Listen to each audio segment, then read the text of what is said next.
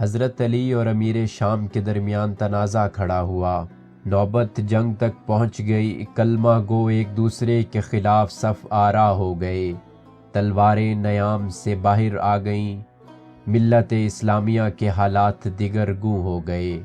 اس صف بندی نے مسلمانوں میں تفریق ڈال دی۔ نہ جانے اسے کیا سوجھی، باپ کو مشورہ دیا اپنی خلافت کا اعلان کر دو۔ آپ کا ایک مقام ہے، عظیم مرتبہ ہے، آپ معروف ہے، ملت آپ کو جانتی ہے، آپ کو خلیفہ مان لے گی۔ باپ نے صاف انکار کر دیا۔ 17 سال کی عمر میں اسلام قبول کیا۔ آپ ان افراد میں 7ویں نمبر پر تھے جنہوں نے سب سے پہلے اسلام قبول کیا تھا۔ زمانہ شناس، سمجھدار اور بہادر انسان تھے، بہترین کمانڈر تھے۔ اسلام کی ابتدائی تمام معروف جنگوں میں شامل رہے، بڑا اہم مقام حاصل کیا۔ وہ اپنی ذمہ داری کا احساس رکھتے تھے۔ وہ بخوبی آگاہ تھے کہ ان حالات میں اپنی خلافت کا اعلان مسلمانوں کو مزید پارا پارا کر دے گا، جو یقیناً ملت اسلامیہ کے لیے نہایت نقصان دہ کام ہوگا۔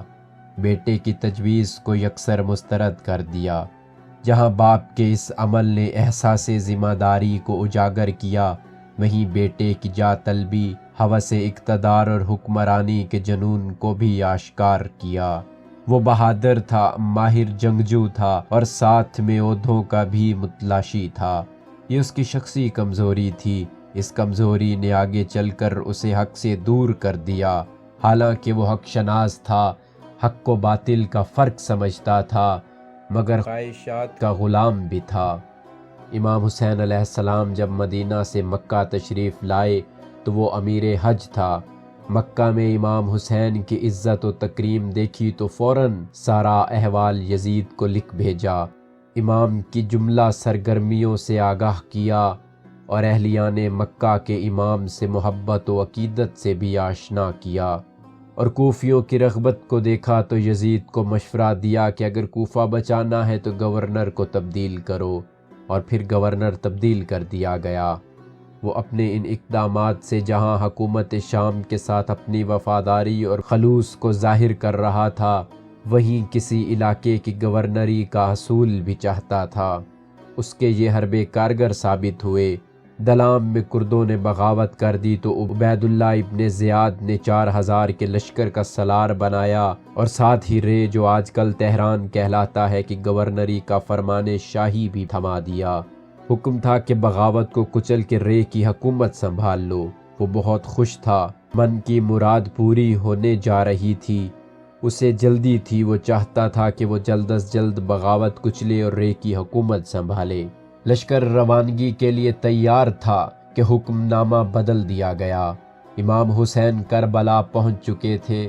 عبید اللہ ابن زیاد جو گورنر کوفہ تھا، حکم دیا کہ پہلے کربلا جاؤ، امام حسین سے بیعت لو یا قتل کر دو، اس کے بعد دلام جانا۔ وہ امام حسین علیہ السلام کے مقام و مرتبے کو جانتا تھا۔ اسے معلوم تھا کہ امام حسین خانوادہ رسول کے چشم و چراغ ہیں۔ حسین کے لہو سے ہاتھ رنگنا جرم عظیم ہے۔ اس صورتحال نے اسے شش و پنج میں مبتلا کر دیا۔ گورنر کوفہ سے 1 دن کی مہلت مانگی تاکہ وہ سوچ کر بتا سکے۔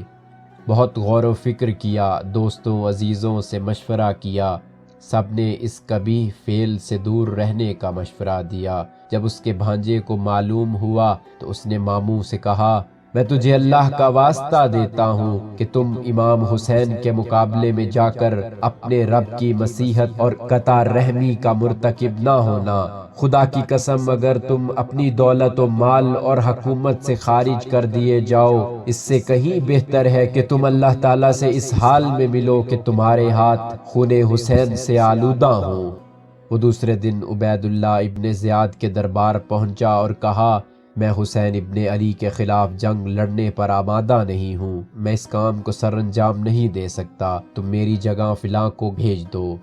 گورنر برہم ہوا اور کہنے لگا، مجھے مشورہ مت دو، میں جانتا ہوں کہ مجھے کیا کرنا ہے۔ تم کربلا نہیں جانا چاہتے کہ گورنری کا شاہی فرمان واپس کرو اور گھر جاؤ۔ وہ سوچ میں پڑ گیا۔ ساری عمر جس عہدے کے اصول کے لیے کوشاں رہا، تگو دو کرتا رہا، ہاتھوں سے نکلتا ہوا نظر آ رہا تھا۔ جا طلبی نے جوش مارا، دنیاوی لالچ ایمان پر غالب آ گیا، وہ مان گیا، قتل حسین پر آمادگی ظاہر کر دی۔ کہنے لگا، حکومت شام فرمان جاری کر چکی ہے، لوگوں کو معلوم ہو گیا ہے، اب گورنری سے محرومی باعث شرمندگی ہے۔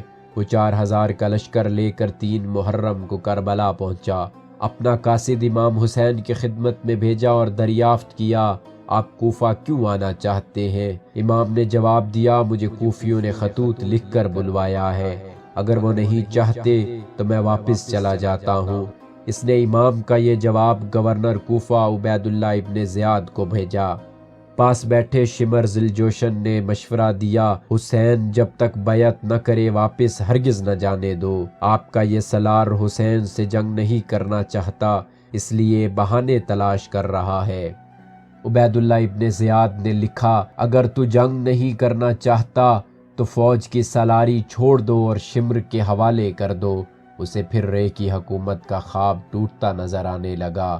10 محرم کی صبح دونوں فوجیں آمنے سامنے آ گئیں۔ امام حسین نے سپاہی یزید کے اس بدبخت سالار کو مخاطب کر کے فرمایا، تو رے کی حکومت چاہتا ہے، باخدا تو وہاں کے پانی کا ذائقہ بھی نہیں چکھ پائے گا۔ رے کی حکومت تو دور کی بات، تمہیں رے کا جو بھی نصیب نہیں ہوگا۔ امام کی بات سے وہ غصے میں آ گیا، اپنی فوج کو کہا، کس بات کے منتظر ہو، حملہ کرو۔ پھر لشکر حسین پر تیر چلاتے ہوئے اپنی فوج سے کہا، گواہ رہنا، پہلا تیر میں نے چلایا تھا۔ یوں معروف صحابی رسول حضرت سعد بن ابی وقاص کے جاہ طلب بیٹے عمر سعد نے اپنے ناپاک ہاتھوں کو حسین کے پاک لہو سے آلودہ کر لیا۔ وہ ناقابل معافی جرم کا مرتکب ہوا، لالچ میں اس نے خود کو خدا اور رسول کے سامنے رسوا کیا۔ امام حسین کا ایک ایک لفظ سچ ثابت ہوا، وہ رے کی حکومت حاصل نہ کر سکا، بلکہ مختار ثقفی کے ہاتھوں ذلت امیز موت مارا گیا۔ اس کا بیٹا حفص بن عمر سعد اپنی ماں کے ہاتھوں جہنم واصل ہوا۔ اقتدار کی ہوس نے کہاں سے کہاں پہنچا دیا، کردار کی گراوٹ نے ذلت و رسوائی مقدر میں لکھ ڈالی اور تاریخ نے لعنت کا مستحق ٹھہرایا۔